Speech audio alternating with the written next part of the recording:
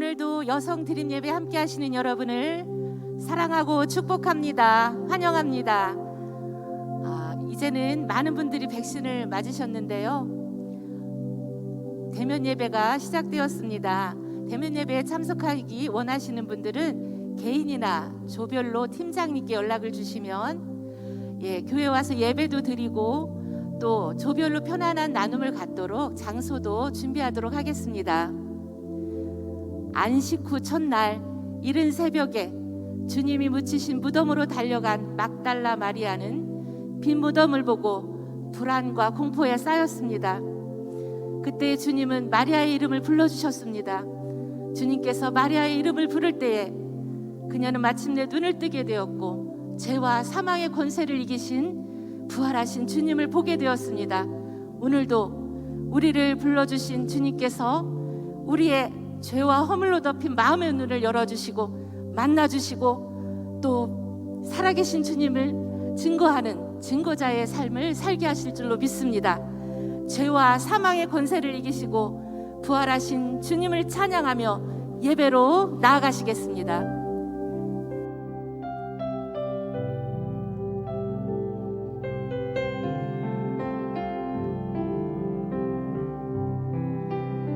함께 찬양하며 나아가겠습니다. 은혜로만 들어가네. 은혜로만 들어가네. 은혜로만 선다네. 우리의 노력이 아닌 어린 양의 보혈로 그분의 입체 가운데 오라 하시네. 우리를 부르신 그곳 은혜로 들어가네. 주님의 은혜. 다시 한번 찬양하며 나아갑니다. 은혜로만 들어가네. 은혜로만 들어가네.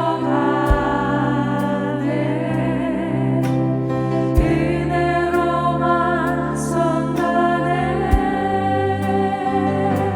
우리의 노력이 아닌 우리의 노력이 아닌 어린 양의 보혈로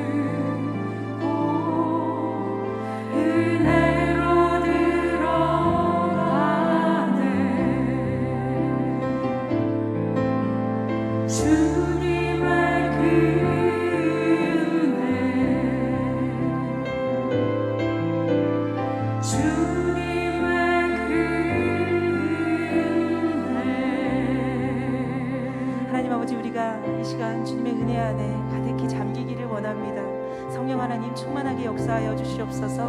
예수님의 이름으로 기도합니다. 다 같이 자리에서 일어나셔서 하늘에 계신 하나님 아버지 예수 그리스도를 찬양하며 나아가기 원합니다.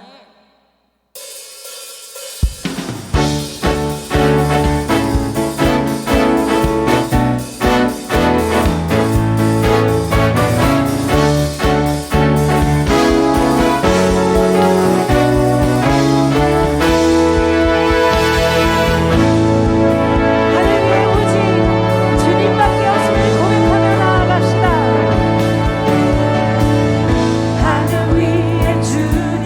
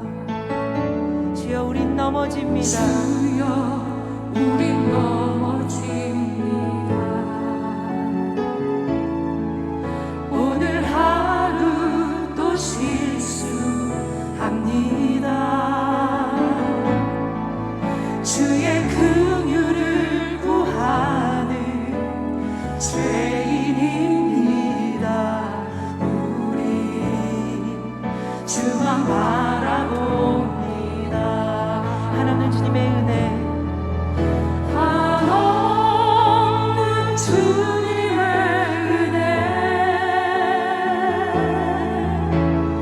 온 세상 위에 넘칩니다. 가릴 수 없는 주 영광 온 땅 위에 충만합니다. 주님만 이 길이 오니 우리 그 길 따라갑니다. 그날에 우리를 이루신 주는 완전합니다. 주여 우린 넘어집니다. 주여 우린 넘어집니다. 오늘 하루도 실수합니다. 주의 긍휼을 구하는 주의 긍휼을 구하는 죄인입니다.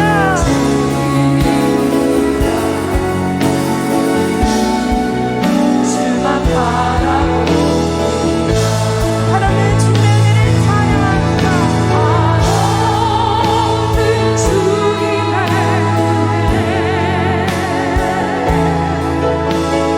온 세상 위에 넘칩니다. 가릴 수 없는 주 영광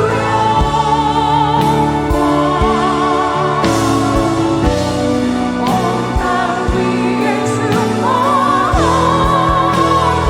주님만 이 길이 오니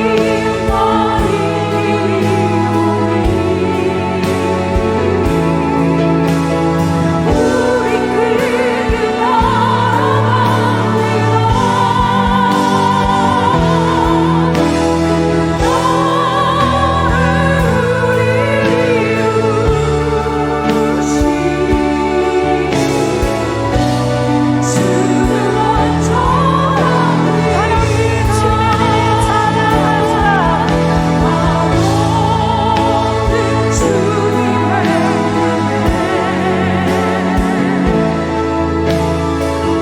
세상 위에 넘칩니다. 가릴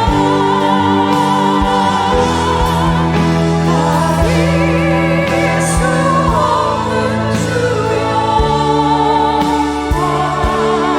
영광 온 땅 위에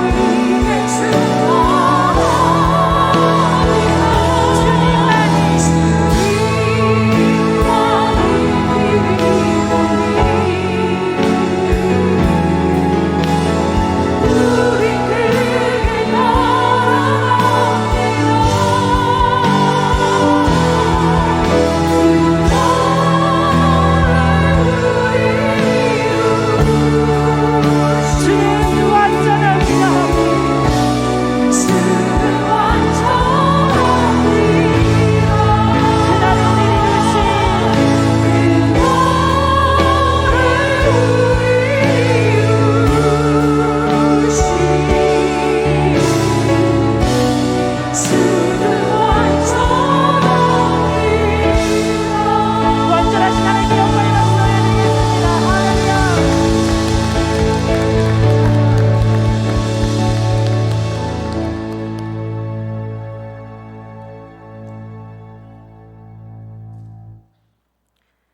생명의 근원이신 하나님, 지난 일주일 동안 하나님 은혜로 살게 하시고 오늘도 새 생명을 주시고 새 날을 허락하시어 현장 예배와 온라인 예배를 드릴 수 있게 하여 주심에 감사드립니다.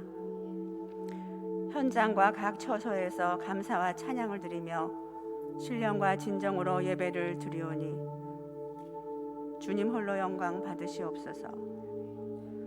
죄로 인하여 죽을 수밖에 없는 저희들을 사랑하시고 예수님을 이 땅에 보내셔서 저희들의 죄를 대신하여 십자가에 못 박혀 죽으심으로 우리를 구원해 주시고 부활하시어 영생의 기쁨을 알게 하심에 감사드립니다.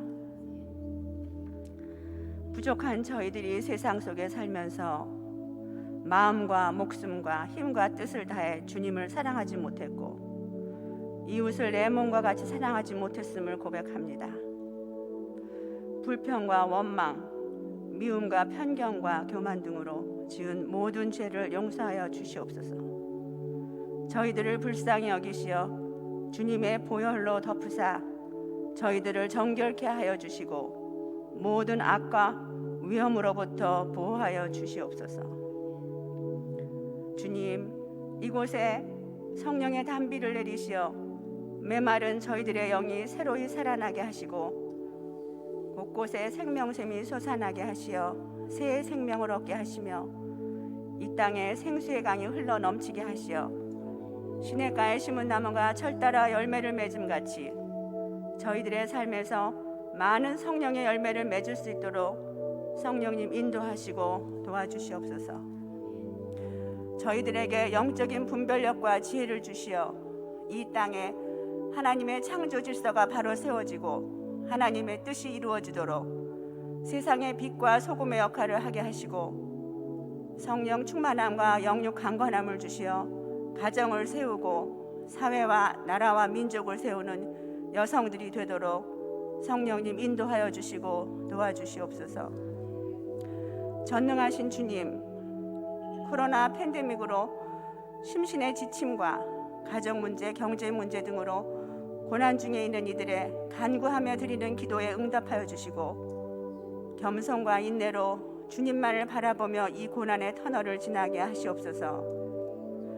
질병으로 고통 중에 있는 환우들을 불쌍히 여기시고 돌보는 가족들에게 힘 주시며 속히 치유하여 주시고 회복시켜 주시어 주님께 영광 돌리게 하여 주시옵소서.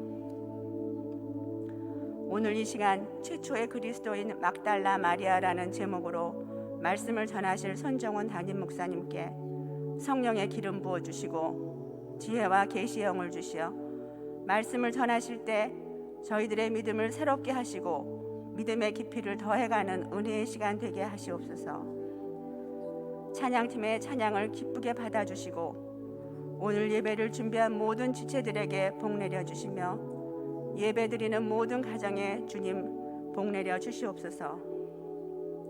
예배 시간과 나눔의 시간을 성령님께서 온전히 주관하여 주실 것을 믿사오며 이 모든 말씀 우리의 구원자 다시 오실 만왕의 왕 예수 그리스도의 이름으로 기도드립니다.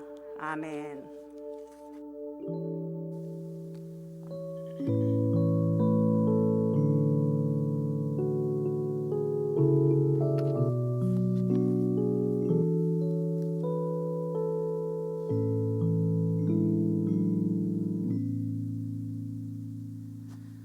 오늘 우리에게 주신 하나님 말씀은 요한복음 20장 1절에서 18절 말씀입니다.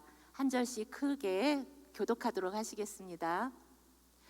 안식 후 첫날 일찍이 아직 어두울 때에 막달라 마리아가 무덤에 와서 돌이 무덤에서 옮겨진 것을 보고 시몬 베드로와 예수께서 사랑하시던 그 다른 제자에게 달려가서 말하되 사람들이 주님을 무덤에서 가져다가 어디 두었는지 알지 못하겠다 하니 베드로와 그 다른 제자가 나가서 무덤으로 갈새 둘이 같이 다름질하더니 그 다른 제자가 그보다 더 빨리 달려가면서 무덤에 이르러 구부려 세마포 놓인 것을 보았으나 들어가지는 아니하였더니 시몬 베드로는 무덤에서 들어가 보니 또 머리를 쌌던 수건은 세마포와 함께 놓이지 않고 딴 곳에 쌌던 대로 놓여 있더라. 그때야 무덤에 먼저 갔던 그 다른 제자들도 들어가 보고 그들은 성경에 그가 죽은 자 가운데서 다시 살아나야 하리라 하신 말씀을 아직 알지 못하더라. 제자가 마리아는 무덤 밖에 서서 울고 있더니 울면서 구부려 무덤 안을 들여다보니 흰 옷 입은 두 천사가 예수의 시체에 누였던 곳에 하나는 머리에 편에 하나는 발편에 앉았더라. 천사들이 이르되 여자여 어찌하여 우느냐 이르되 사람들이 내 주님을 옮겨다가 어디 두었는지 내가 알지 못함이니이다. 이 말을 하고 뒤로 돌이켜 예수께서 서 계신 것을 보았으나 신 줄을 알지 못하더라. 예수께서 이르시되 여자여 어찌하여 울며 누구를 찾느냐 하시니 마리아는 그가 동산지기인 줄 알고 이르되 주여 당신이 옮겼거든 어디 두었는지 내게 이르소서 그리하면 내가 가져가리이다. 예수께서 마리아야 하시거늘 마리아가 돌이켜 이브리 말로 요한이 선생님이라 말이라. 예수께서 이르시되 나를 붙들지 말라. 내가 아직 아버지께로 올라가지 아니하였노라. 너는 내 형제들에게 가서 이르되 내가 내 아버지 곧 너희 아버지 내 하나님 곧 너희 하나님께로 올라간다 하라 하시니 막달라 마리아가 가서 제자들에게 내가 주를 보았다 하고 또 주께서 자기에게 이렇게 말씀하셨다 이르니라. 아멘. 오늘 최초의 그리스도인 막달라 마리아란 주제로 손정훈 담임 목사님께서 말씀 증거하실 때 여러분 가운데 큰 은혜가 있으시기 바랍니다.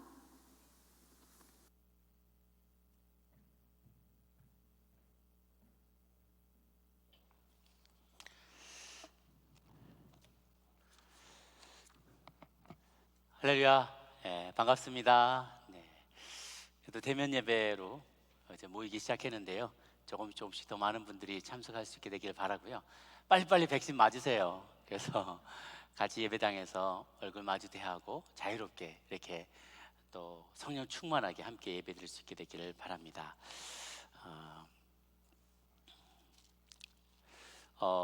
말씀 나누기 전에 뭔가 저 한 가지 좀 안타까운 소식을 같이 여러분과 나누고 또 우리 기도 제목으로 삼았으면 좋겠습니다. 아시다시피 엊그제 저희 아틀란타 지역에 아주 끔찍한 사건이 벌어졌죠. 그래서 저희도 지금 사무실에 계속 기자분들도 전화가 오고 또 한국에서도 저희 동료들도 또 지인분들이 많이 여러분도 그런 전화들 많이 받으셨을 겁니다. 괜찮냐, 안전하냐, 어떻게 된 거냐 이렇게 질문이 많이 오세요. 기자들도 타 지역에서도 많이 오셔서 물어보시고 특히 교회의 입장이 어떤지 한인 커뮤니티의 입장과 반응이 어떠한지 앞으로의 방향은 대처 방안은 어떤 건지 이런 것들을 많이들 물어보십니다. 제가 사실은 말씀 준비하는데 너무 바쁘고 신방도 하기 바쁜데 그래서 생각을 쭉 어젯밤에 이제 정리를 해보고 기사도 읽어보고 이렇게 많이 고민하고 기도를 해봤어요. 정말 이것은 너무 안타까운 사실이죠. 어떤 생명이든지 오늘 뭐 말씀에도 나오지만 막달라 마리아는 7개 귀신이 들러붙었던 정신질환자였어요. 그런데 오늘 나중에 말씀의 결론에도 나오겠지만 하나님이 귀하게 여기셨단 말이죠. 한 영혼이 너무너무나 귀한데 4명의 생명을 앗아간 그 사건은 이 범죄 행위는 어떤 말로도 용서될 수 없어요. 어떤 말로도 변명이 될 수가 없어요. Having a bad day. 폴리스 치프가 그렇게 얘기했다죠. He had a bad day. 아주 운이 안 좋고 그날 기분이 안 좋아서 컨디션이 안 좋아서 그렇게 했다. 말도 안 되는 이야기죠. 그렇게 해가지고는 변명할 수가 없어요. 물론 그 사람도 희생양일 수 있습니다. 시스템에 우리 모두의 컬렉티브 신, 우리 모두의 총체적인 죄악 가운데 난 사람이고 그 가운데 자라났기 때문에 우리 누구 중 어느 누구도 돌돌질 만한 사람은 없어요.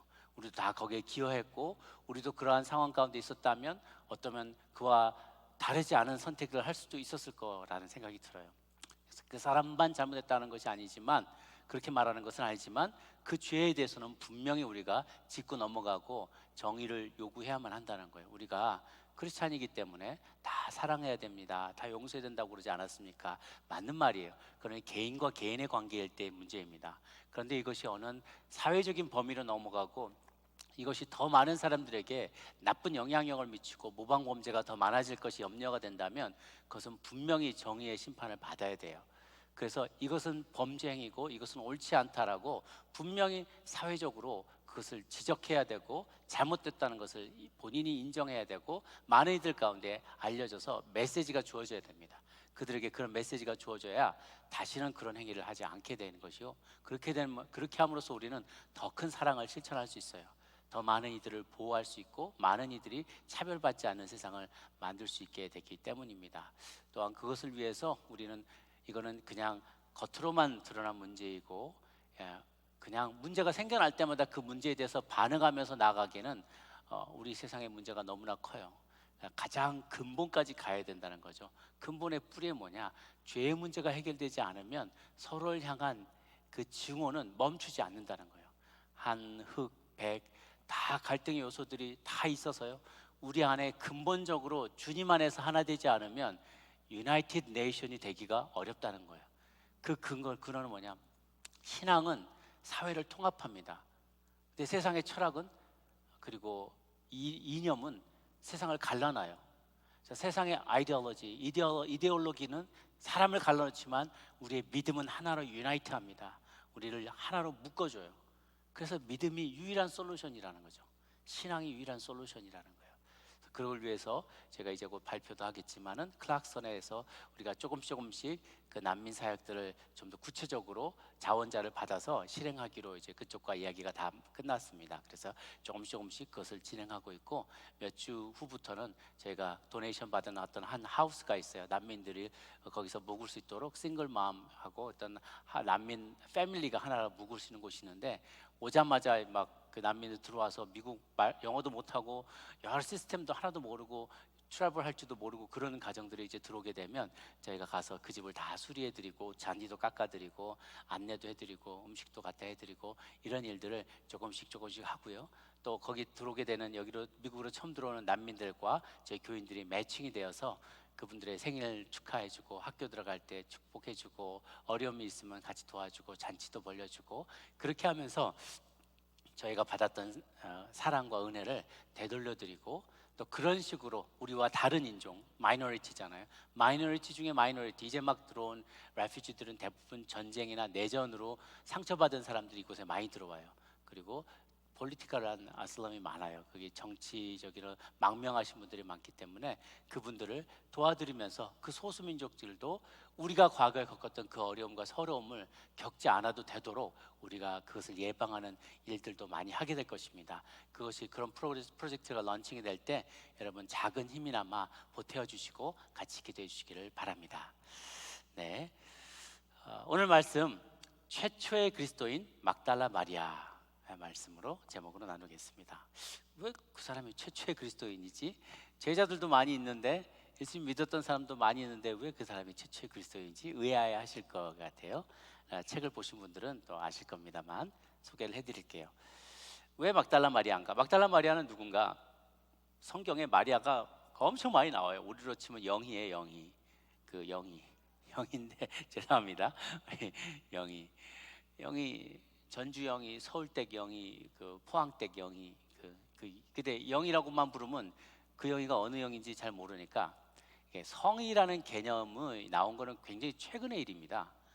그 예전에는 성이 없어요. 막 박씨, 김씨, 이씨, 손씨 뭐 이런 게 별로 없었어요. 이렇게 서양 세계에서는 그게 드물었어요.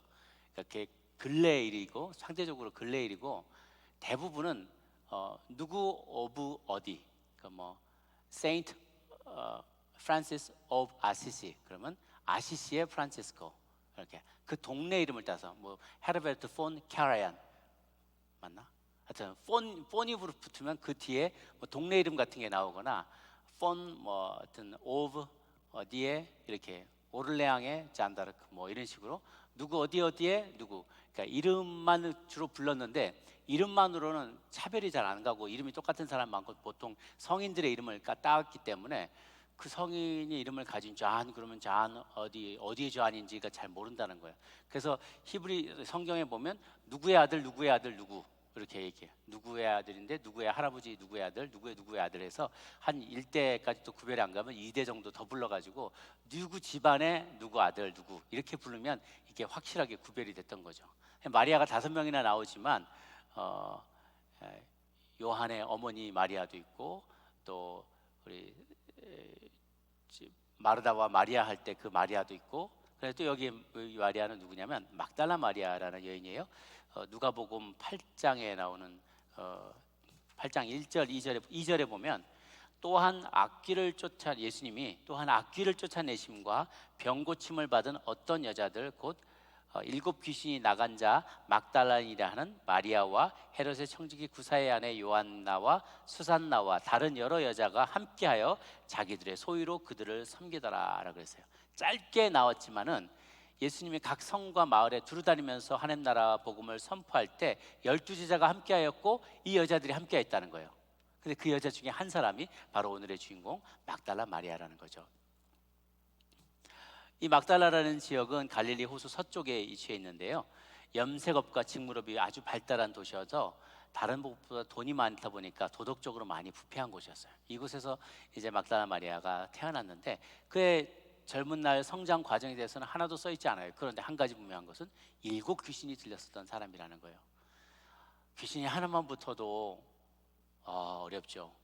귀신 들린 사람들, 여러분 귀신 들린 분들 이렇게 가끔 우리도 길거리에서 애들 왜 요즘은 이렇게 세련되게 귀신이 들렸는지 드러나게 이렇게 보이는 적은 없어요. 제가 어렸을 때 살 때만 해도 길거리에 귀신 들려서 다니는 사람들이 정말 많았어요. 반 벗고 다니고 막 거품 불고 다니고 욕하고 다니고 그렇게 다니는 사람들이 굉장히 많았어요. 또 제가 이게 집회를 할 때도 보면 보통 때는 멀쩡하다가 집회의 순간에 막 성령님 임재가 나타나게 되면 드러나게 돼요. 그 안에 있을 수가 없으니까 마음에 예수님에 대한 하나님의 마음에 대한 갈망과 은혜에 대한 갈망과 그 하나님의 임재에 대한 사랑의 마음이 막 쏟아나오게 되면 어둠이 빛과 함께 거할 수가 없기 때문에 그 순간 막 드러나오게 돼요. 드러나게 되면 온갖 그 어글리한 모습을 다 드러나게 됩니다. 귀신이 막 드러나게 되면요, 막 눈동자가 팍팍팍 돌아가요. 사람의 눈으로 보이지가 않아요. 팍팍팍팍 돌아. 그렇게 이렇게 막 몸이 뭐 활처럼 휘어지고 엑소시스트에 나오는 그 모습과 비슷해져요. 막 몸이 활처럼 사람의 몸을 할 수 없는 그런 형체를 가지게 되고요. 장정들이 한 서너시 달라붙었는데도 그냥 밀쳐버려요. 힘이 얼마나 세지는지 그 힘이 어디서 나는지 모를 정도로 강력해집니다. 근데 그 순간 예수님의 이름으로 기도하고 제압하기 시작하면 말로만으로 제압이 돼요. 참 신기해요. 알아봐요 귀신들이. 하나님, 그런 경험 정말 참 신기합니다. 예수님의 이름만 말하고 예수님의 이름으로 기도하고 찬양하고 선포하면 귀신이 뭐 어쩔 줄 몰라요. 막 어쩔 줄 몰라서 굉장히 우리는 귀신을 두려워하잖아요. 근데 우리가 예수님 이름으로 기도하면 귀신이 우리를 엄청나게 두려워합니다. 막 두려워, 막 사시나무 떨듯이 떨면서 막 왜 그러냐고 그러면서 막 그렇게 막 몸을 피하고 눈을 안 마주치려고 하고 그러다가 이제 막 축사하면 이제 떠나가죠. 떠나고 나면요, 그 다음에 얼굴 표정이 천사같이 바뀌는 거예요. 천사같이. 그게 너무 드라마틱하게 바뀌어서요. 그걸 한번 여러분 보시면, 사단이 얼마나 악한 귀신이 사람의 영혼을 얼마나 피폐하게 만드는지를 잘 보게 됩니다. 딱 떠나갈 다음이 중요해요. 그 다음이 더 중요해요. 깨끗하다고 그 다음에 방심하고 예전의 모습으로 또 돌아가면 더 이제 7 귀신이 들어가는 과정이 그렇게 해서 들어갈 거라고 저는 생각해요. 한번 떠나가고 나면 또 깨끗하니까 2배, 3배 되는 귀신들 달라붙어가지고 더 들어오게 되고 더 들어오게 해서 이전 형편보다 이후 형편이 더 나빠지게 되는. 그래서 7마리의 귀신이 들러붙어 있으니 이 여인이 얼마나 어떻게 제대로 된 생활을 했겠습니까? 그냥 미친 정신 나간 실성에서 막 그렇게 돌아다니고 가족들은 어떻게든지 여인을 살려보려고 애를 썼겠죠. 어떨 때는 막 정말 쇠사슬 묶어가지고 집에다가 뭐 묶어두기도 하고 그런 경우가 참 많았습니다. 옛날에도 그랬고요. 귀신 들린 사람도 어떻게 할 수가 없으니까 그냥 어떨 때는 이렇게 밥을 안 주기도 하고 막 그러면서 제압해 보려고 하지만 귀신이 이렇게 쉽게 떠나가지 않아요. 그래서 7 귀신이나 들러붙어 있던 이 여인이 있었는데 예수님이 한 번에 그 여인을 그 귀신을 쫓아내 버린 거예요. 정신질환으로 굉장한 고통을 받고 막 이렇게 환상을 보고 환청을 듣고 망상에 빠지고 막 그랬던 사람이 확 다 떠나가게 되고 맑은 정신으로 예수님을 모시게 된 거예요. 그게 너무 고마워서 본인도 그게 알거든요. 본인도 지금 막 악한 영들에게 지금 자기가 시달리고 있다는 것을 자기도 인식을 하고 있어요. 자기도 떠나가고 자유롭고 싶지만 가만 내두지 않는 거거든요. 그것에서 해방되었을 때 본인이 얼마나 고마웠겠어요. 그리고 예수님을 계속 따라다니면서 또 그 집안이 그렇게 어려운 집안은 아니었던 것 같아요. 그가 갖고 있었던 그 재산의 일부를 가지고 계속 예수님과 12 제자들을 공개하면서 3년 반의 시간 동안을 같이 다녔던 거예요. 그것이 얼마나 감사했는지 그가 떠나지 않았을 때 십자가 자리까지도 떠나지 않았어요. 예, 일반 제자들만도 홀 나왔어요. 제자들, 남자 제자들 다 떠나갔는데 막달라 마리아는 십자가 밑을 꼭 지키고 있었고, 그리고 무덤에 묻힐 때도 거기 있었고, 심지어 안식 후 첫날, 오늘 본문에 보면 안식 후 첫날인 곧 주일날 아침에도 이른 새벽에 아직 어두울 때 막달라 마리아 가장 먼저 향품을 싸가지고 와서 예수님을 프로퍼리 그냥 대충 해놨을까봐 내가 그래 다시 예수님을 제대로 모셔야 되는데, 그런 안타까운 마음으로 이제 무덤을 찾아온 거죠. 사실은 안식일 날은 그렇게 할 수가 없었어요. 안식일 날은 뭔가 일을 하면 되는 것이 아니었기 때문에 일을 할 수는 없고, 그래서 다음 날 이 향품을 잘 싸다가 예수님 혹시라도 어떻게 방법이 있지 않을까 하고 찾아온 거예요. 사실은 문이 굳게 돌무덤이 닫혀 있었기 때문에 자기 혼자의 문을 열지 못하는 것도 알고 있었어요. 알고 있었음에도 불구하고 그냥 마음이 안 돼서 그래도 어떻게라도 해봐야 되지 않겠나, 그런 마음에 향료를 준비해서 거기에 찾아왔던 것이죠. 근데 이 부분에 대해서 20장에 전개되는 이제 예수님의 죽으심 이후에 부활에 안장되고 이제 무덤에 안장되시고 부활하시는 그 여정이 다른 앞부분에 있는 본문보다 상당히 마태, 마가, 누가, 요한의 복음 기술이 좀 복잡하게 돼 있어요. 전후 관계가 막 이런 것이 막 좀 헷갈리는 거예요. 그래서 제가 좀 정리를 좀 해봤는데요.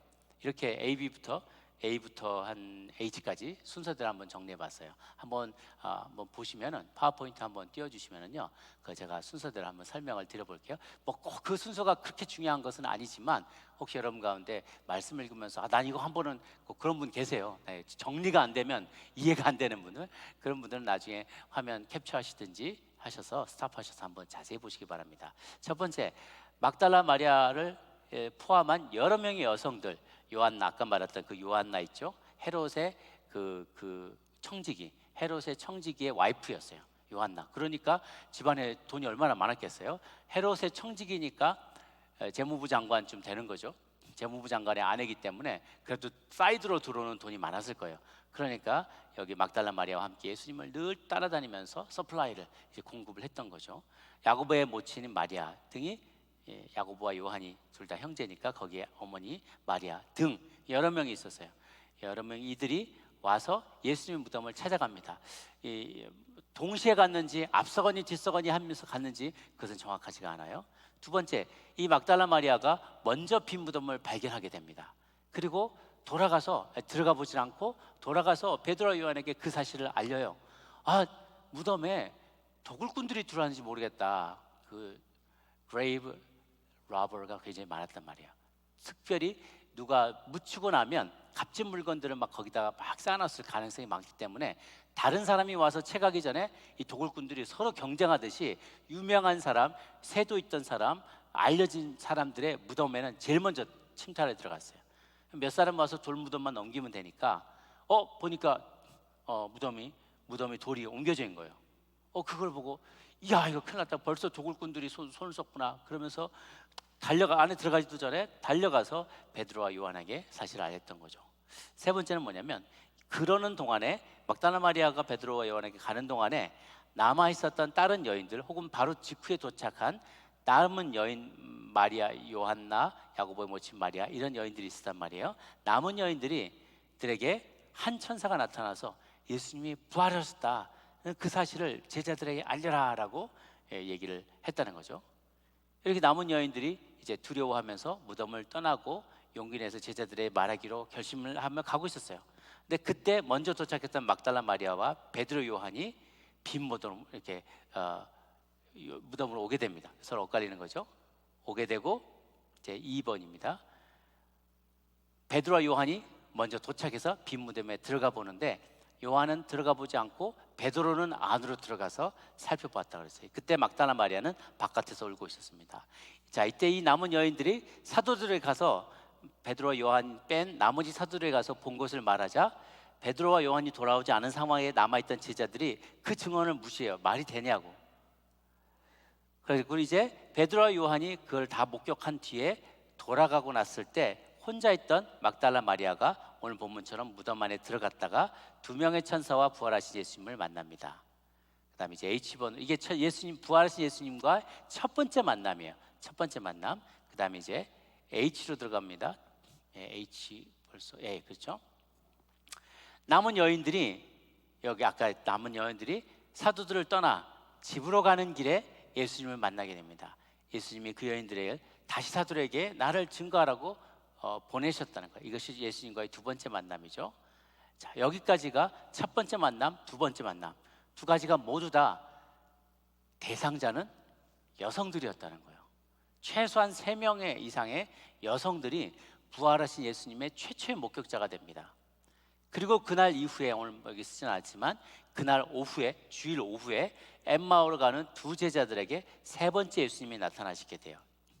이 두 제자가 급히 이 주일날 오후로 돌아와서 사도들에게 증거하는데 사도들이 아직도 반신반의하고 있었어요. 왜냐하면 부활하신 분을 직접 만난 사람이 이 제자 둘 말고 없었기 때문에 여자들은 이미 다 갔고 베드로와 요한은 빈 무덤만 보았고 아무도 본 자가 없었기 때문에 사도들이 긴가민가 했어요. 그러나 요한만 빼고 사도들은 다 긴가민가했어요. 여기 보면 요한은 보고 믿었더라 그랬어요. 요한이 믿은 거예요. 이 저자 요한은 보고 믿었어요. 자, 베드로가 그때 잠시 후 바깥으로 나왔다가 예수님을 만나게 됐어요. 베드로가. 그리고 제자들 들어가 내가 예수님을 만났다. 이거 네 번째 만남인 거죠. 그와 동시에 예수님이 또 들어오셔서 예수님 도마만 빠진 상태의 10명의 제자들에게 만나주셨어요. 이게 5번째 만남이에요. 일주일 뒤에 도마도 같이 있을 때 예수님이 6번째 만나 주십니다. 그 다음에 갈릴리 호수로 가서 나를 만나란 말 들고 올라가서 한 주 뒤에 갈릴리 호수에서 다 같이 만나게 됩니다. 그 뒤로 500명의 제자들과 야고보에게 나타나고 계속 많은 사람에게 나타나시다가 마지막에 지상 명령을 주시고 승천하시게 돼요.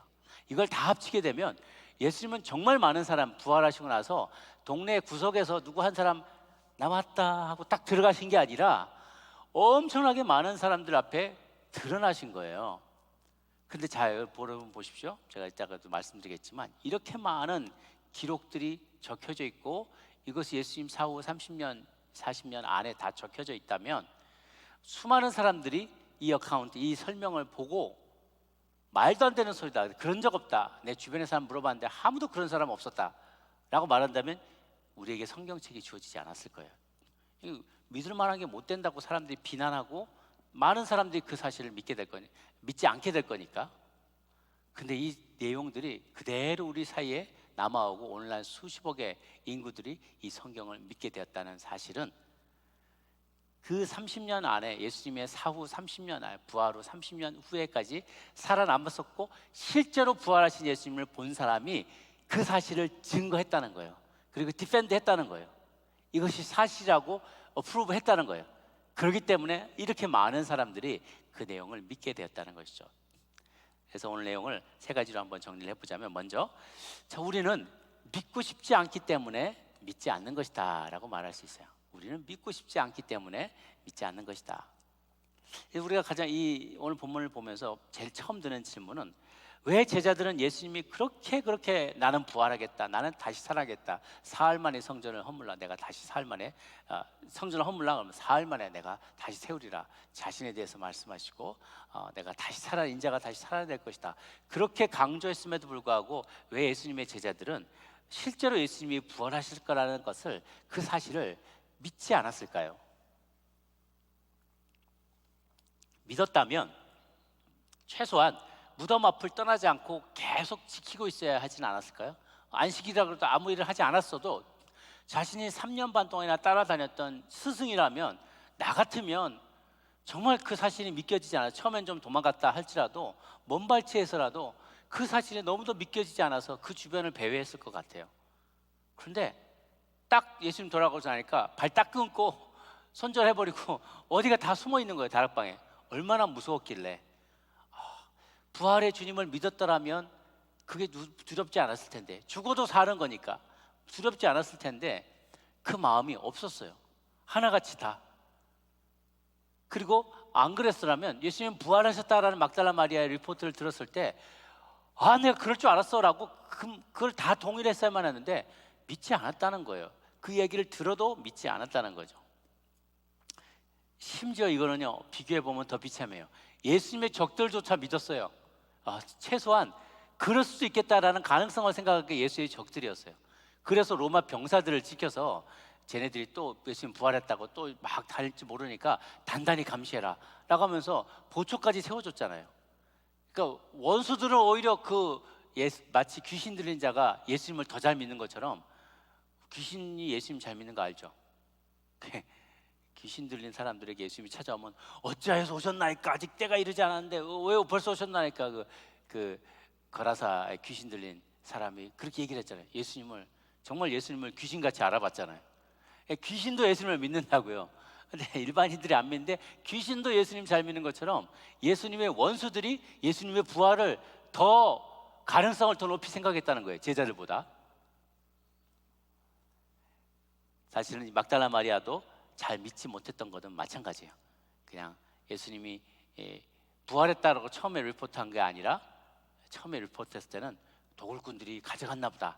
여기 보니까 사람들이 주님을 무덤에서 가져다가 어디에 두는지 우리가 알지 못하겠다 하고 얘기했던 것 뿐이죠. 처음에 얘기했을 때는. 나중에는 부활했다는 것을 다른 여성들이 얘기를 했지만, 이 내용을 보면서 우리가 생각할 때 보통 고대인들은 굉장히 미신을 잘 믿기 때문에 예수님 부활하는 것도 잘 믿지 않았을까라고 미루어서 짐작해 볼 수 있어요. 사실 고대인들은 무지에서 일상의 여러 가지 기적들은 굉장히 잘 믿었다고 합니다. 이건 귀신이 한 거야, 저건 뭐가 한 거야, 저건 나무신이 한 거야, 저 태양신이 뭐 한 거야, 이런 건 굉장히 잘 믿었다 그래요.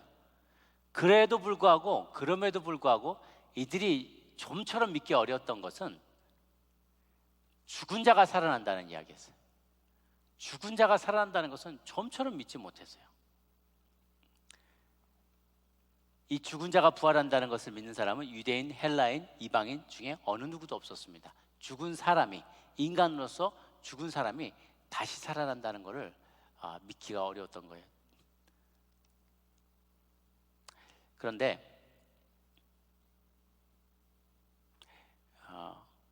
그들이 이렇게 그것을 믿지 않았던 것은 이유 중에 하나는 믿고 싶지 않았기 때문에도 있었다는 거예요.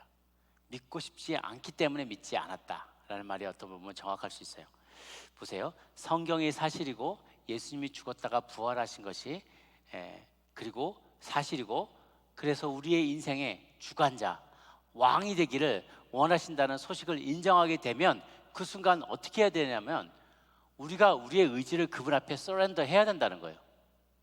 그러니까 믿는다면, 진짜로 믿는다면 우리가 포기해야 될 게 너무나 많아요. 내가 내려놓아야 될 기득권이 너무나 많은 거예요. 그러니까 우리의 마음속에서부터 믿기지 않는 것도 있지만 믿고 싶지 않은 것도 있다는 거예요. 막달라 마리아도 예수님을 인간의 카테고리 안으로만 생각했어요. 자신의 생각 안에만 가둬뒀어요. 그래서 이와 같이 하나님이 우리를 도와주지 않으면 인간은 믿음을 가질 수 없는 존재라는 거죠. 기독교 신앙이 이성을 뛰어넘는 것이 맞긴 하지만 이성에 못 미치는 것은 아니다 라고 우리 팀 켈러 목사님 얘기하시죠. 우리의 믿음은 증거에 기초한 믿음이기 때문에 그래요. 믿고 싶지 않은데 믿게끔 이끌어 주시는 것이 하나님의 능력이다. 마태복음 19장 26절에 그래서 사람으로는 할 수 없으나 하나님으로서는 다 하실 수 있느니라 라고 말씀하셨죠. 두 번째 오늘 나누고 싶은 말씀은 부활은 사실이라는 거예요. 부활은 사실이다. 이를 논리적으로 인정하지 않을 수 없다는 거예요. 아까 말씀드렸다시피 성경의 사복음서가 예수님의 부활에 대한 설명이 조금씩 다 어떻게 보면 조금씩 그 디테일 면에서 다른 것을 보게 돼요. 사람들이 비판하는 사람들이 봐라, 성경은 사실이 아니지, 사실이었다면 딱 맞아떨어져야지 왜 저렇게 다 다르냐 할 수 있어요. 그렇게 할 수도 있었을 겁니다. 만약에 성경의 내용이 또 부활의 내용이 제자들이 그렇게 알려지기를 원해서 조작한 거라면 이렇게 조악하게 만들 혹은 서로 어긋나 보이게처럼 만들 이유가 없었어요. 자, 우리 4명 다 같이 모여가지고 자, 우리가 앞으로 2000년 후까지 이 내용이 많은 사람들에게 의심 없이 받아들여지기 위해서라면 우리가 말을 좀 맞추자, 알겠지? 자, 오늘 첫날 뭐 한 걸로 할까? 그러면서 말하기 시작하고, 그래, 첫 번째 그 중에 제일 확실한 거는 자, 첫 번째 이 증인을 누구로 삼을까? 베드로, 수제자 베드로가 낫지 않을까? 아니야, 야고보, 요한, 요 셋 중에 한 적어도 한 2명은 보게 해줘야 되지 않을까? 그럼 제일 확실하지 않을까? 그렇게 순서를 짜맞출 수가 있어요. 이렇게 쫙 맞아 들어가서 마태, 마가, 누가, 요한복음까지 어느 것 하나 어긋나지 않게 딱 깔끔하게 맞아 떨어져 가면 이 사람들은 2000년 뒤, 3000년 뒤에도 이 내용을 그대로 믿을 거야 라고 했을 것이 틀림없다는 거예요. 그래서 오히려 디테일한 부분이 조금씩 다른 것처럼 느껴지는 것이, 우리도 이번에도 총기 사건을 보면은 아직까지 진상 파악을 하고 있잖아요. 아틀란타 K 뉴스하고 조선일보하고 중앙일보하고 CNN에 나온 내용이 조금씩 달라요. 뭐 길 가다가 누가 목격했다, 그 동기는 이거였다, 처음에 총을 쏘면서 이런 말을 했다, 아버지가 이런 얘기를 했다, 아버지의 직업이 뭐였다, 뭐 어린 시절에 어떻게 자라났다, 내용이 대강은 맞는 것 같은데 조금씩 디테일한 건 다 다릅니다. 왜냐하면 기자들이 서로 모아서 짜고 만든 게 아니기 때문에 그래요. 각자 발로 뛰면서 듣고 체록하고 들었던 이야기, 목격자들의 목격담, 이것들을 다 쓰다 보니까 조금씩 다르지만 마치 커다란 모자이크에 피스 바이 피스가 다 있는데 몇 군데는 빠지기도 하고 결정적인 몇 군데가 아직 밝혀지지 않아서 서로가 연결이 되지 않은 것 뿐이에요. 그와 같다는 거죠. 그래서 성경의 진술들이, 부활의 진술이 서로 조금씩 디테일이 다른 것처럼 보이는 것이 오히려 그들은 조작한 게 아니라 로우 머티리얼이라는 거예요. 이것이 실제로 1차적인 혹은 2차적인 증거를 수집해서 만들어낸 기록이라는 걸 알 수 있어요. 또 한 가지, 당시에 제가 여러 차례 말씀드렸죠. 여성은 증인, 죄송하지만 여성 예배에서 여성은 증인으로 쓰기가 쓸 수 없었다는 거예요. 증거자로 쓸 수 없었는데 그 여성에게 예외 없이 첫 번째 보여줬던, 자신을 보여줬던 여성, 두 번째 보여줬던 여성들 모두 다 여성이었다는 거예요. 목격자들은. 왜 주님은 하필 증거 능력이 없는 사람들을 제자들에게 보내서 내가 부활했다고 알려라, 리포트해라라고 말씀하셨겠느냐는 겁니다. 특히 첫 번째 증인인 막달라 마리아는 정신질환자였어요. 멀쩡한 정신에 있지 않았어요. 그러다가 정신이 회복되어서 주님을 따랐던 사람이고 핸디캡이 많은 사람이었어요.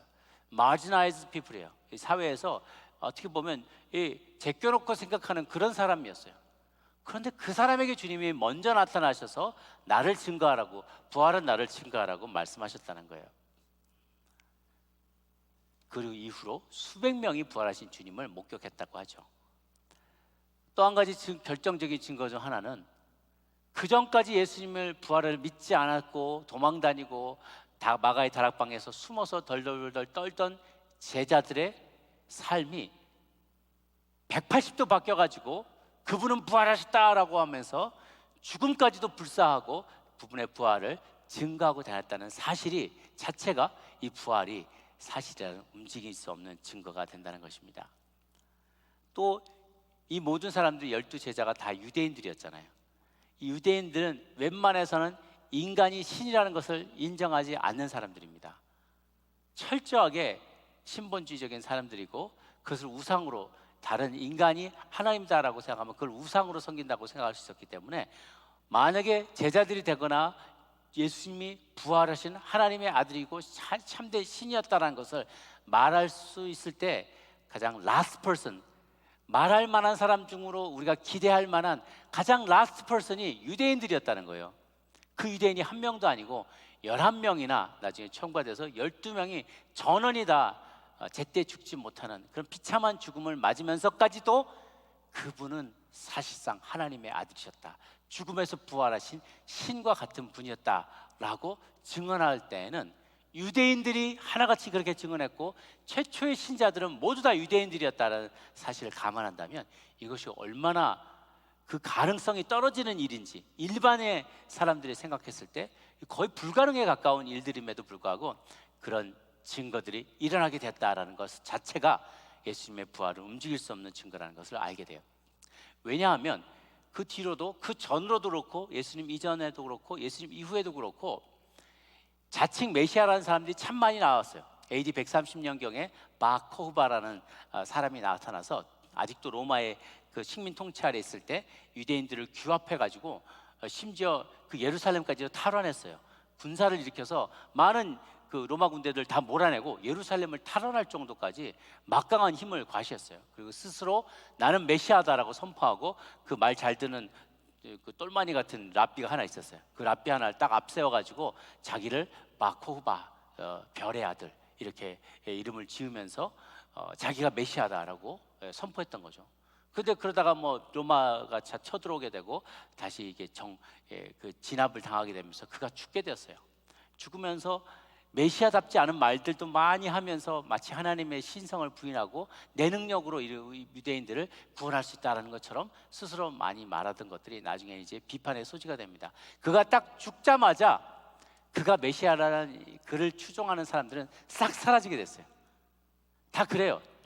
거짓 메시아들을 우리도 엊그제도 우리 새벽 예배 때도 마지막 때 거짓 메시아들 메시아가 많이 나올 거라는 얘기하고 한국에 박태선 신앙촌 이야기도 하고 그렇죠. 이런 신흥 종교들 혹은 종말론 추종자들 이런 사람들의 특징은 뭐냐면 거기에 가짜 메시아가 하나씩 있어요. 예수님 그 재림 예수님이 제일 많은 나라가요. 우리 자랑스러운 대한민국인 거 아시죠? 우리나라에 많은 것들을 우리는 탑 10 안에 많이 드는데 그 중에 탑 중에 탑이 재림 예수를 가장 많이 보유한 국가예요. 신령한 국가죠. 근데 우리의 특징이 굉장히 신령한 마음이 많아서 그냥 동해 번쩍 서해 번쩍 뭔가 조금 신기한 것만 보면 우리 마음은 확 쏠려요. 의심하지 않고 덮어놓고 믿어요. 펼쳐놓고 믿어야 되는데 덮어놓고 믿어요. 말씀도 확인해 보지 않고. 그러니까 재림 예수가 너무 많은 거예요. 그런데 그 특징이 뭐냐면 소위 말하는 재림 예수 메시아가 죽게 되면 그 전에 아무리 많은 기적을 행했건 뭘 뭐 많이 얼마나 막 사람들을 홀렸건 간에 죽음과 동시에 그거는 다 사라지게 돼요. 죽음과 동시에 파운더가 죽으면 아니 죽음을 보지 않을 줄 알았는데 그 사람도 신경통, 류마티스, 막 관절염에 암에 뭐 그러면 치매 걸려서 죽더라. 에이 아니었잖아. 이러면서 다 떠나간다는 거예요. 근데 예수님 유일하게 그 많은 시험과 이런 테스트를 다 견뎌내고 오늘날까지 진정으로 죽으셨고 진정으로 부활하셨고 많이들 가운데 나타나셨고 실제로 약속대로 성령님을 자기 대신 보내주셔서 우리 모두의 마음 가운데 임재하게 함으로 오늘날까지 그분의 가르침과 삶과 그분의 메시지와 미션이 전달되고 또한 또 다른 이들에게 전달되어서 죽음 이후까지 사후에도 수많은 영혼들을 터치하고 살리고 그분의 제자를 삼는 존재는 예수님밖에 없었다는 거예요. 그것이 우리가 믿는 유일하신 예수 그리스도 하나님의 아들이시죠. 부활은 그래서 사실입니다. 세 번째, 그런 부활을 목격할 때 우리에게는 어떤 일이 일어나게 되는가? 당신이 만약에 정상적인 유대인이라면 절대로 인간이 신이 될 수 없다는 사실을 셀 수 있다는 사실을 믿지 않았을 것입니다. 막달라 마리아도 7 귀신이 들렸다가 나았다고 그랬죠. 그런데 이 여인이 예수님의 삶과 죽음과 부활의 현장을 다 따라다녔다고 그랬어요.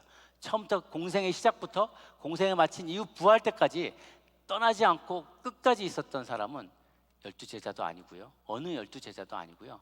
이 여인이었어요. 막달라 마리아였어요. 그런데 그가 이 여인을 부활한 분을 예수님을 목격하게 됐을 때 그녀의 인생에 궁극적인 변화가 일어나게 됐다는 거예요. 많은 현대인들이 아이덴티티 크라이시스를 경험합니다. 정체성. 그걸 알고 싶어요. 나는 누구인가? 특히 이제 외국에 나와서 살면서 또 외국에 태어나거나 여러 곳을 전전했거나 또 관계가 막 힘들어지거나 어떤 큰 질병을 앓거나 인생의 큰 시련을 경험하게 될 때 나는 누구인가? 내 인생은 무엇 때문에 사는가? 나는 어디를 향해 가고 있는가? 혹은 자식들을 다 키우고 나서 이제 남편도 다 떠나보내고 홀로 남게 됐을 때 도대체 내 인생의 목적은 무엇인가? 남은 날들을 나는 무엇하며 살아야 되는가?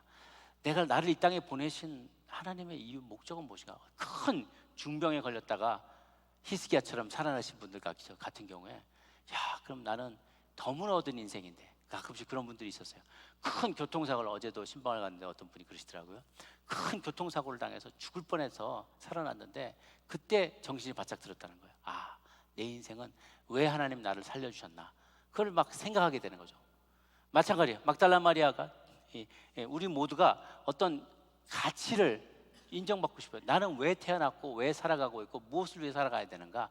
나 자신의 존재 이유와 밸류, 가치를 인정받고 싶어요. 근데 가장 그것이 확실하게 성립이 되는, 정립이 되는 계기가 뭐냐면, 내가 정말로 존경하고 사랑하고 리스펙트하는, 인정하는 어떠한 분이 나를 알아봐주고 인정해주고 사랑해주고 컨펌해주면, 너는 어떠한 존재가 맞아 라고 컨펌해주면 그 순간 그는 꽃이 된다는 거예요. 우리 시인의 말처럼 이렇게 부르는 순간, 내 이름을 불러주는 순간 나는 꽃이 되었다. 내 이름을 불러주고 나의 존재를 알려주고 레코그나이즈 해줄 때 그 존재는, 나는 저분에게 사랑받는다니, 나는 정말 의미 있는 인생이구나, 나는 정말 존중받을 만한, 사랑받을 만한 정말 의미 있는 인생이구나 라는 것을 깨달으면서 자신의 정체성이 분명해진다는 거예요. 그런데 오늘 이제 베드로와 야고보, 요한이 딱 떠나가고 나서 마리아는 무덤 앞에 밖에서 서서 울고 있더니 11절에 울면서 굽히려 무덤 안을 들여봤더니 흰옷 입은 두 천사가 예수의 시체지었던 곳에서 하나는 머리편에 하나는 발편에 앉았더라. 천사가 이르 어찌 우느냐?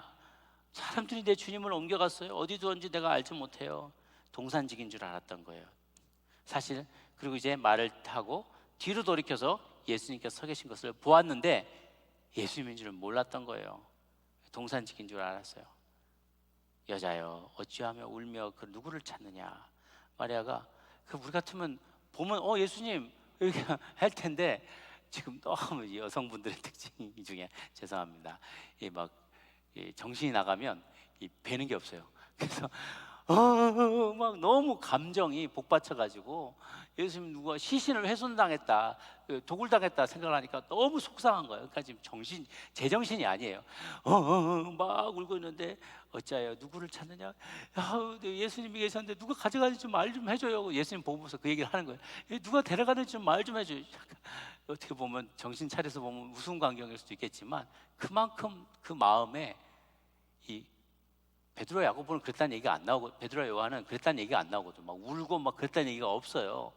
근데 마리아는 참, 막달라 마리아는 예수님을 너무나 사랑했던 것 같아요. 그 마음 속에 3년 반 동안 예수님이 차지하고 있었던 자리가 너무나 컸어요. 그분의 시신조차 찾을 수 없게 됐다는 생각이 그의 마음을 너무 짓누르고 절망하게 만들었던 거예요. 그러니까 제정신이 아니었어요. 너무 혼이 나가서 어디 있는지 모르겠어요. 누가 가졌는지 모르겠어요. 막 알려주세요, 알려주세요 라고 얘기하는데 예수님께서 16절에 한마디 딱 하세요. 그의 정체성을 깨워주는 말씀을 하세요. 마리아야. 최대한 예수님처럼 마리아야. 음향 효과를 좀 넣어주시면 좋은데, 마리아야, 야야야. 근데 그 한마디가 마리아의 인생을 바꿔놨다는 거예요. 꽃을 하고 꽃의 이름을 불러주는 순간 꽃이 된 것처럼 온 우주 만물을 창조하신 하나님이 내 이름을 알고 계시다는 것, 당신의 이름을 알고 계시다는 것, 그리고 당신의 이름을 불러주시다는 것. 영이야. 서울댁 영이야. 아틀란타 댁 영이야. 영미야. 영미도 좀 흔한 것 같아요. 영이야. 이렇게 이름을 막 불러줬을 때 그때 꽃이 됐다는 거예요. 그 순간 나는 저분의 사랑받는 존재였지라고 하면서 그분의, 이 마리아의 눈이 열리면서 그분이 누군지를 이제 보게 된 거예요. 그 목소리, 그 톤, 내 이름을 아는 분이 누구지? 순간 딱 매치가 되면서 이분이 부활하신 예수님이구나 이걸 알게 된 거예요. 라비오니, 라비오, 네 라비오, 나의 선생님이라고 부르게 된 거죠. 내가 너를 개인적으로 안다. 양이 자기의 양떼 목자가 양의 이름을 안다고 하잖아요. 그러니까 그래서 실제로 그런데요. 양이 이렇게 있으면 막 20마리 정도 있으면 우리가 보면 그놈이 그놈이잖아요. 양이 그놈이 그놈이지. 그런데 정말 양을 오래 친 목자들은 철수야, 영이야, 똘똘아, 정훈아, 너 들어와. 너 어디서 뭐 하고 있어? 이렇게 부르면 걔 이름 부르면 걔가 알아듣고 와요. 우리가 강아지 이름 부르면 강아지가 알고 이렇게 달려오는 것처럼 양 때 이름을 부르면 양이 이해를 하고 자기 이름 부르는 걸 안다는 거예요. 우리 목자 대신 주님은 우리의 이름을 아세요. 저와 여러분의 이름을 아세요. 이름을 안다는 건 그의 정체를 다 알고 있다는 거예요. 숨겨진 생각도 아시고 히스토리도 아시고 은사도 아시고 미래의 일들도 다 아신다는 거죠. 우리가 그렇게 알려져 있다. 이사야 40장에 보면 우리의 송사가 주님께 숨겨지지었다, 혹은 우리의 길이 그에게 숨겨졌다라고 생각하면서 안타까워하고 힘들어하는 사람들이 많아요. 근데 주님은 그러지 않다. 나는 너를 다 알고 있다. 속속들이 알고 있다라고 말씀하시고, 그리고 또한 너의 가치는 소중하다라고 이름을 불러주신다는 거죠. 그랬을 때 그녀는 최초의 그리스도인이 됐다는 거예요. 왜냐하면 그 앞에도 제자들 많이 있었는데, 베드로, 야고보, 요한, 뭐 많은 제자들이 있었는데, 바돌로메오, 뭐 제자들 예수님 만나고 예수님을 믿은 제자들이 많은데, 왜 어떻게 해서 막달라 마리아가 최초의 그리스도인이냐? 그녀가 그 영예를 차지하게 된 이유는 그리스도인이란 예수님의 생전의 가르침과 죽으심을 목격해서 들었고 마음에 받아들였을 뿐만 아니라 그분이 부활하신 그분을 만나고 그것을 고백하는 사람이 진정한 그리스도인이라는 거예요. 그렇기 때문에 다른 제자는 아직 그 기회를 갖지 못했어요. 이후에 가졌지만 그에 앞서서 막달라 마리아가 우리의 신앙인으로서는 최초로 부활하신, 이 아픔에 죽으신 예수님을 알았을 뿐 아니라, 그리고 믿었을 뿐만 아니라 그분이 말씀대로 죽었지만 부활하셨다는 사실을, 부활하신 예수님을 처음 만났고 그것을 컨페스하고 고백하며 제자들에게 증거했던 사람이기 때문에, 그런 사람으로서 최초의 사람이기 때문에 막달라 마리아는 최초의 그리스도인이라는 명예를 얻게 되었어요. 참 천국에 가면 그분 한번 굉장히, 그분 셀레브리티가 되어 있을 것 같아요. 그 최초의 그리스도인, 뭐 명찰, 집 앞에 명찰 같은 거, 명패 같은 거 달지 않았을까요? 최초의 그리스도인 막달라 마리아. 그래서 우리는 예수님을, 우리는 한 토탈로 치면 한 80억 번째 예수 그리스도인, 뭐 이렇게 나올지 모르겠죠. 지금까지 수많은 그리스도인이 살다 죽어갔을 테니까. 근데 그분은 넘버원이었어요. 등록교인 넘버원. 그래서 최초의 그리스도인. 그런데 그는 딱 가보면 그런 존재는 어떤 존재냐? 정신질환에서 치유된 7명의 귀신이 들러붙었던 여인이었다는 거죠. 남자도 아닌 여인이었다는 거예요. 그래서 이것을 볼 때 우리는 주님께서 자신의 제자로 삼는 사람들은 남자 아닌 여자일 수도 있고, 공동체의 기둥이 아닌 회복된 정신질환자일 수도 있고, 지도자가 아닌 평범한 사람들도 불러다가 그리스도인 삼으신다는 거예요. 그렇다고 해서 반대가 꼭 아니라는 건 아니에요. 남자들도 하나님 부르시지만 주님은 작은 자, 세상에서 소외된 자, 연약한 자들 먼저 관심을 갖는다는 거죠. 그래서 그의 구원의 근거는 혈통이나 도덕적인 성취나 타고난 재능이나 노력의 수준이나 이력이 아니라 하나님의 은혜와 인간의 순종뿐임을 알려줍니다. 그리고 주님은 약속해 줍니다. 너 나를 잃어버릴 것처럼 생각해서 걱정해서 나 꼭 붙잡고 있지 않아도 돼. 나를 붙들지 말아라. 내가 아직 아버지께로 올라가지 않았다. 내가 너 형제들에게 의해서 내가 아버지고 너의 아버지 하나님께 올라간다 하시고 그렇게 말씀하셨어요. 지금 안 붙잡아도 괜찮아. 내가 이제 다시 올 건데 내가 오지 않고 나의 전령인 성령님을 너에게 보내줄 거니까 그와 함께 있으면 영영이 나와 함께 거할 수 있어. 두려워하지 마. 지금 나를 붙잡지 않아도 괜찮아. 내가 너에게 다시 올 거야 라고 주님께서 약속하여 주시는 것입니다. 사랑하는 여러분, 우리가 믿고 싶지 않을 때 믿지 않는 경우가 많습니다. 그러나 결정적인 증거들이 있습니다. 부활은 사실입니다. 하나님께서 가장 적은 자들을 통하여서 당신의 부활이 사실임을 증거하셨습니다. 부활을 목격하게 될 때 우리의 인생엔 놀라운 일들이 펼쳐지게 됩니다. 우리 운명이 변하게 됩니다. 그리고 우리의 정체성을 분명히 깨닫게 됩니다. 그 하나님, 부활하신 예수님을 만나는 여러분 모두가 되시기를 주님 이름으로 축복합니다. 아멘. 같이 한번 우리 찬양하며 주님 앞에 한번 나가도록 하겠습니다. 은혜 아니면 살아갈 수가 없네. 하나님, 호흡마저도 다 주의 것이니 세상 평안과 위로 내게 없어. 예수 오직 예수뿐이네. 그 신계회 그 신계회 다 볼 수도 없고 저는 고난에 지쳐도 주께 묻기 나의 모든 삶 버티고 견디게 하시네.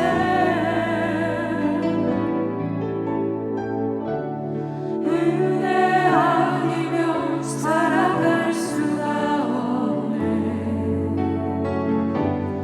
나의 모든 것 다 주께 맡기니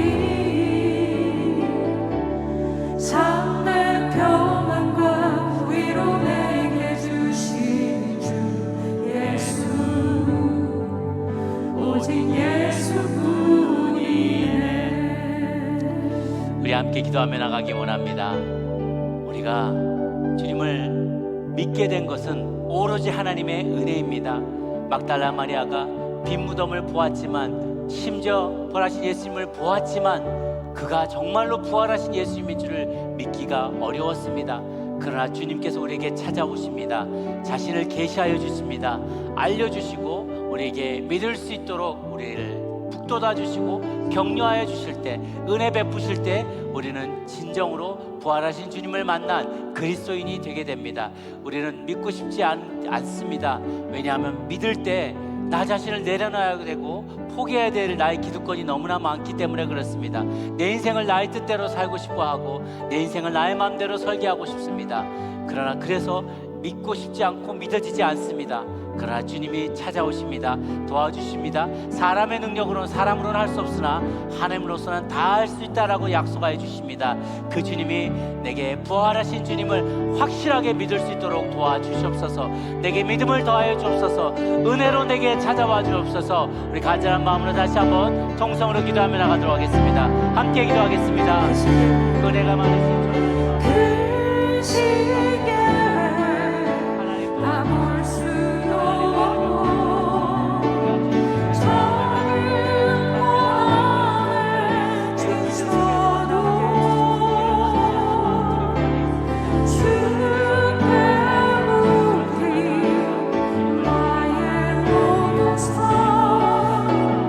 버티고 견디게 하시네. 그 신계회 그 신계회 다 볼 수도 없고 작은 고난에 지쳐도 주님 우리에게 믿음을 더하여 주시옵소서. 우리가 주님께로 더 가까이 나갈 수 있도록 도와주시고 살아계신 주님을 만나는 저희들 될 수 있도록 은혜 위에 은혜를 더하여 주셔서 하나님의 믿음의 자로 거듭날 수 있도록 주님 도와주시옵소서. 하나님의 사랑과 하나님의 은혜가 우리를 찾아오기를 원합니다. 하나님을 더 깊이 만나고 하나님을 신뢰하는 저희들이 될 수 있도록 주님 도와주옵소서. 그 하나님의 은혜로만 살아가는 저희들 될 수 있도록 찾아와 주시옵기를 간절히 소망합니다. 주님 임하여 주옵소서. 하나님의 임재가 우리 가운데 임하는 시간 되게 도와주시옵소서. 그 하나님을 만날 수 있게 주님 도와주옵소서. 믿을 수 있도록 힘 주시옵소서. 하나님, 오직 예수 우리 마지막으로 기도할 때 하나님 부활을 목격하고 주님 우리에게 계시하여 주실 때 하나님 우리의 정체성을, 분명한 정체성을 깨닫게 하여 주옵소서. 주님, 내가 누구인지 이제 알았습니다. 나는 주님께 사랑받는 존재입니다. 주님이 나의 이름을 아십니다. 나의 정체를 아십니다. 나의 과거를 아시고 나의 현재를 아시고 나의 미래를 아시는 주님께 우리가 기도하며 나아가오니 주여 나를 새롭게 하여 주옵소서. 내가 누구인지 알려주시고 남은 인생 동안 정말 히스기야 왕이 자신에게 생명의 날이 연장되게 되었을 때 주님께 더욱 충성스럽게 나갔던 것처럼 이제 내가 누군지 알았고 하나님 내가 죽어도 다시 살게 된다는 하나님이 영원히 살게 되는 존재임을 깨달았기에 우리가 주님을 믿고 나아갑니다. 부활을 확신한 우리의 인생에 분명한 정체성과 분명한 깨달음을 가지고 살아가는 우리의 인생이 되게 해달라고 우리 같이 한번 전심으로 기도하며 나가도록 하겠습니다. 갈게 통성으로 기도합니다. 하나님 아버지, 하나님 우리가 그 믿음을 그대로 소유하며 살아가는 저희들이 될 수 있도록 주님 도와주시옵소서. 하나님의 크신 은혜가 우리를 새롭게 합니다. 하나님 우리의 주님의 은혜로 내가 정체성을 깨달았습니다. 나의 정체를 깨달았습니다. 주님께로 나아갑니다. 하나님 그 사실을 깨달은 자답게 살아갈 수 있는 우리 인생들이 되게 도와주옵소서. 하나님 나는 부활을 목격한 자입니다. 하나님 나는 주님의 부활을 목격한 자입니다. 주님께서 나의 이름을 불러주셨기에 하나님 그 이름 부름받은 자답게 살아가는 우리 인생이 되게 도와주옵소서. 하나님 나의 정체성을 깨달았습니다. 내가 누구인지 알았습니다. 주님이 나의 이름을 부르시기에 감사합니다. 하나님 나를 부르신 대로 나를 만나주신 대로 하나님 우리가 생명에 의지하지 않고 영원한 부활이 이루게 될 것을 확신하며 나아가는 우리 인생들 될 수 있도록 주님 도와주시옵소서. 하늘의 하나님 부활을 확신합니다. 고마우신 주님, 이제는 주님을 믿습니다. 부활하신 주님, 더 이상 의심치 않고 믿는 은혜를 허락하여 주시옵소서. 또한 주님께서 나의 이름을 불러주시고 나에게 찾아와 주시니 감사합니다. 하나님, 나를 아셨군요. 나를 모르는 줄 알았습니다. 내 형편이 주님께 숨겨진 줄 알았습니다. 그런데 나의 이름도 아시고 나를 인격적으로 만나주시고 다른 많은 사람들을 찾아가실 수 있었는데 나같이 미천한 자, 나같이 히스토리가 있는 사람, 과거가 있는 여자를 만나주시다니요. 감사합니다. 그 사실 깨달은 자답게 나의 평생에, 남은 평생에 주님만 섬기며 주님의 부활을 널리 알리며 선포하며 살아가는 저희들 되게 하여 주옵소서. 나의 가치를 깨달은 자답게, 나의 정체성을 깨달은 자답게 옆길로 새지 않고 과거의 길로 돌아가지 않고 주님을 증거하며 주님의 영광을 드러내는 자로 살게 하여 주시옵소서. 감사드렸고 모든 것 살아계신 예수 그리스도의 이름으로 기도 올려옵나이다. 아멘. 우리 기도를 받으신 하나님께 감사 영광의 박수드립니다. 아멘. 이 시간 우리 영상으로 보아스 삼성 주창단이 나 피할 곳 없네 라는 찬양으로 하나님께 영광 돌려드릴 때 예배하신 헌금 주님 앞에 올려드리시기를 바랍니다.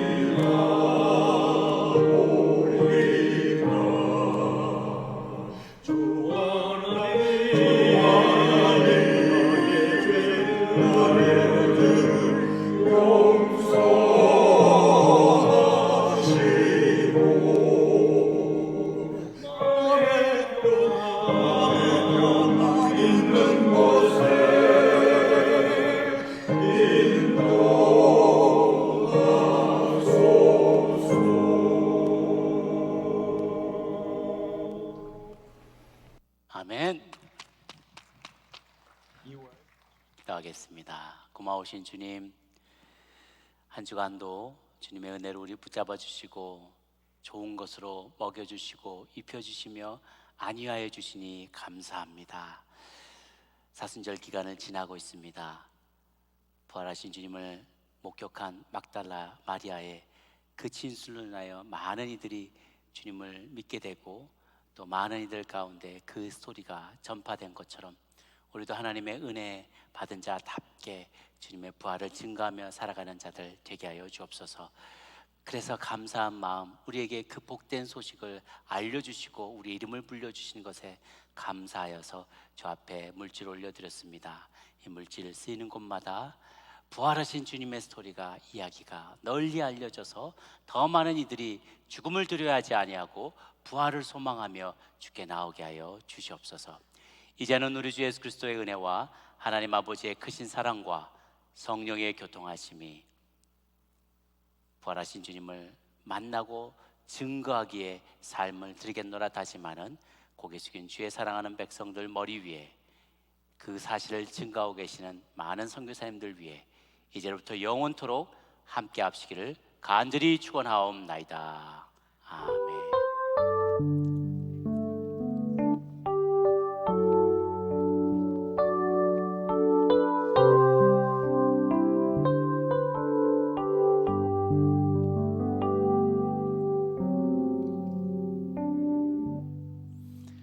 네, 예배를 모두 마쳤습니다.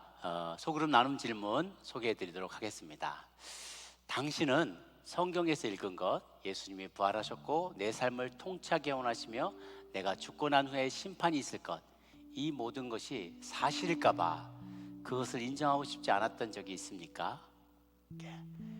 그 예수님이 구원자, 세이비어라는 것은 인정하는데 My Lord, 내 킹이다, 주권자다, 내 삶의 주권을 발휘하는 분이다라는 것을 인정하기 어려워서 잘 믿지 않았던 적이 있지는 않았는가라는 질문이고요. 두 번째 질문은 부활하신 예수님께서 최초의 그리스도인으로 여성들을 부르셨다는 사실, 그리고 그러고 나서 그것을 남성들에게 증거하라고 알려주신 사실은 여성으로서의 당신의 정체성에 어떤 도움과 또 도전을 줍니까? 라는 내용입니다. 이 두 가지 내용으로 풍성한 나눔 시간 갖게 되기를 바랍니다. 감사합니다.